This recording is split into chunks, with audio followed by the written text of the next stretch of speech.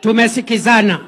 Mahali kuna candidate wa chama ambacho ni chama cha broad based, sisi zote tunaunga pale, tuna support huyo candidate kama candidate wa broad based. Niseme nisiseme? Niseme nisiseme? Niseme nisiseme? Niseme nisiseme? Jodhuru aunche, Jodhuru aunche.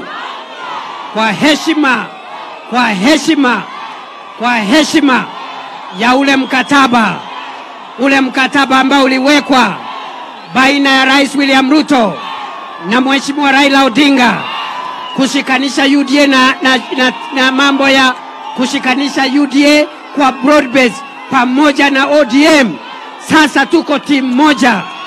Candidate wa ODM hapa Kasipul ndio candidate wetu sisi zote.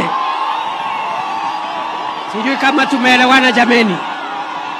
Sijui kama tunaelewana.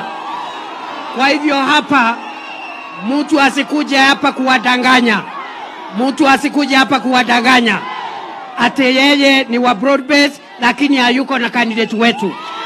Candidate wetu ni mmoja na ni huyu kijana ambayo ni Boyd Were ambaye tunasema leo ndiye candidate wetu wa broad base.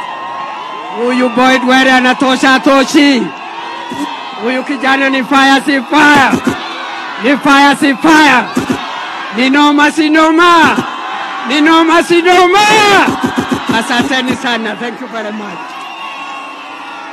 So mtu asikuja kuwadanganya hapa jameni.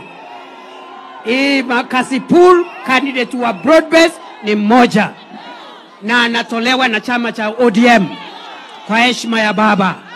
Pale Unguja candidate wa broad base ni mmoja na anatolewa na ODM kwa heshima ya baba.